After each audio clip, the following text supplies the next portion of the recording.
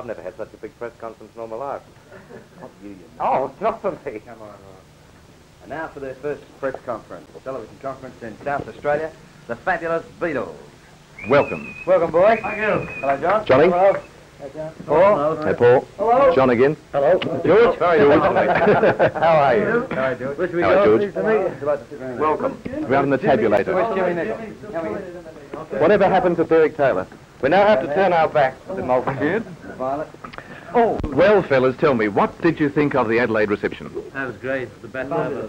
Was it like what I mentioned to you on the plane it would be? Yeah, it was better. Yeah. Was it like anything you've ever had before? No, we've never done one of those drives as well. It was marvellous. How would it compare with the ones in the United States when you arrived at different states there? bigger. It was bigger. Just more people there. Do you think it was very well conducted? Yeah. Yes, so everybody was well behaved. Did you get a fright at all Not a outside fright, the town no. hall? Shock. You know, there's so many. Do you ever get this feeling that maybe someone's going to sort of try and knock you off or something? I had a feeling might have got shot. Yeah? Because it's the first time being sitting in the back of a car waving, you know, just... You took a lot of shots, I noticed, in the car, George. Yeah. I was going posse. You're a very keen photographer, George. In fact, you all are, aren't you, fellas? Yeah. He's the most. We have to have his camera out. What was it you dropped off the balcony, Paul? That was me. No. He means it was him who dropped something. No, it was... No, man, you dropped me. I was joking. Yeah. We disappointed that the airport was closed. The kids couldn't get close to the plane. I didn't think it mattered now, with them all being able to see us anyway along the Because route. they saw us better than, I think, by lining the roads. They saw us better than if we'd have just... Jim, come here, Jim. What, Jimmy? Here he is, Jimmy. It's Jimmy Nichols. Drummer for Ringo's staff. Tell me, what did the Lord Mayor say to you? He said it was very nice to have us here, and he was all pleased and have a drink. And what did you say to the Lord Mayor? Thanks. It's nice to be here. What did you drink? Rum and coke? No, just Coke, actually. Yeah. Fellas, a few questions that we didn't get down to yesterday. How long do you rehearse a new number for? When you make up a new number, how long do you rehearse it for? Sometimes takes an hour or two, you know. Normally with new numbers, we just we don't rehearse them until we record them. He's a Hong Kong. Tell me, John, with these tapes that you wore today, did you sort of, did you pick one of these up in Amsterdam or something, didn't you? No, the first one we saw was in Amsterdam when we were going through these canals. Some lad had one on.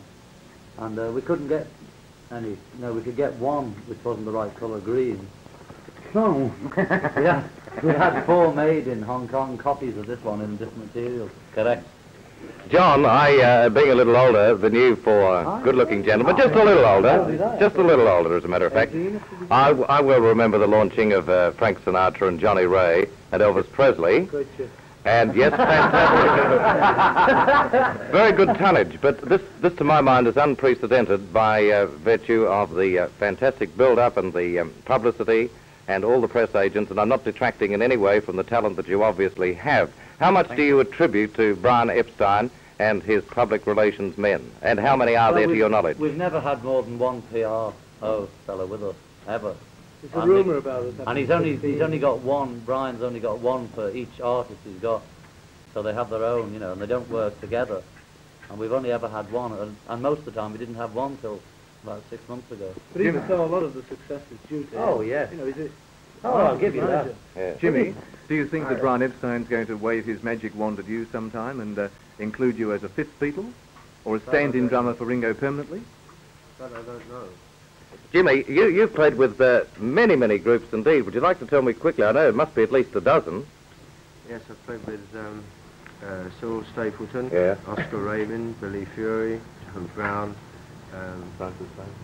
Francis Fay. Georgie Fay. What happened Yeah, to Georgie last Fay. night, Jim? Pardon? With Francis Fay. What happened there? Don't ask him personal questions, Ernie. No, he went to play the drums, didn't he, Jim? No, I didn't go down to play the drums. I went down to, enjoy myself. Yeah. And how did you get on stage? How did you get up on stage? Did she call you up? Well, as soon as I walked through the door, she was just finishing her act, about 10 minutes, you know, to the latter part of her act, and she said the Beatles are coming, because everybody turned round. And she invited me back to the dressing room where we had Oh, he didn't tell us about that, did he? Aye. Where we had a drink, you know. And then the second show, I did the whole lot. But not this as well. Yeah, well, no. You played drums for a whole act. Yeah. She gave you something in return, didn't she, Jim? A little. She hasn't given me anything But he's hoping. yet, but she's going to. She's going to give me all her albums, and also she's having a sweater made for me. Oh. Henry, Having played with all these bands, what's it like being suddenly thrust in with the Beatles? Oh, that's the end, you know. Do you have any trouble getting the same beat as Lane John?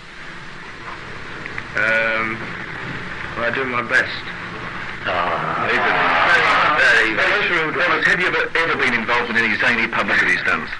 No, we've never had to actually. The sort of happen, anything that's a bit zany usually happens. When we were first starting off, we were trying to think of them. Because we didn't have a manager or anything, so we were just sort of sitting around thinking of ones we could... we were going to try and get one of us to jump in the Mersey and swim it. But None of us could none swim of us could swim that that far. far. So, I don't remember this. And anyway, They keep the saying it all the time. that's true, John. It's On true. your own, No, it is. books, Doesn't doesn't it? it? You remember? I think you would be on your own then. I remember when I was 5, and I thought, I'll jump in and I'll swim the Mersey. They weren't with me at the time. I'm a liar. I'm sorry. What have been your most exciting moments in show business, individually? George?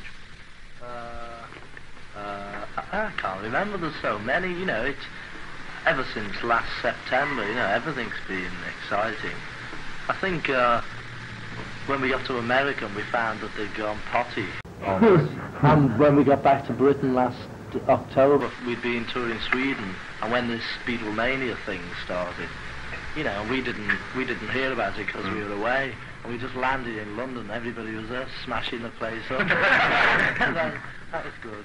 Look, fellas, you had this talent, of course, potential talent some years ago, but in your wildest dreams, did you ever anticipate that you would reach the stage that you have reached now? No. You know, nobody imagines anything like this. What about your act tonight at the Centennial Hall, your concert? How long will it last tonight? Your own particular segment of it. 30 minutes each house. Only one house? 30 minutes each house. And are you constantly changing your act, or is it... We change it according to each sort of, sometimes city or state, or depending on what records are most popular. We usually change the order because they've only got the same amount of records released in each place anyway. What about when you played the Royal Variety performance last year for Her Majesty? Same act as always? Yeah. I think we had two jokes in that one because people weren't screaming so they could hear what we were saying, you know. That's the only difference. And it was shorter as well. You were telling me, I think it was George on the plane coming down from Sydney. I asked, had you ever thought of playing in pantomime as a group, the Beatles? But you did do a special show. Oh yeah, we didn't like the idea of doing a pantomime, so we did our own show, which was more or less like a pop show, but we kept appearing every few minutes, dressed up, you know, for a laugh, doing all... Nobody laughed, mind you, we were. Do you do comedy sketches on stage at all in any touring shows in England? No, only no. just for Christmas shows. And we've done a couple of sketches in TV shows. Do you get nervous before any shows? All of them. All of them. So you ever trouble with, the hordes of screaming fans outside the hotel or where you stay for sleeping purposes? Can you sleep through all this sort of thing? They never stay there all night screaming, you know, I've never known. Well, last night they're up till about midnight, you know. Well, I mean, I don't even dream of going to bed or what. Are you ever scared of being hurt by over enthusiasm? Have you ever been hurt? You don't. Well, that's why we're not scared, because we've never been hurt. Maybe if we had, we'd be a bit worried about that. In South Australia, not only teenagers go wild over it, but maybe you noticed today coming in from the airport that a heck of a lot of adults, especially grandmas. Yeah, Is it the same in England? Well, I've never seen so many grandmas at once, you know, you usually get a couple, one, if there's a bunch of them, one sort of stay, isn't, you know, by the time we've gone then, but they all seem to know. You seem to be all very attentive. You can see what's going on. I noticed behind you in the car that you could sort of follow everything that was going on, people with different posters. You're really looking at the people, aren't Yeah, you? sure. Working them out. You're very aware of everything around you. Yeah, well, I think you got to be, you know, you might get shot. How many people do you think were in Adelaide?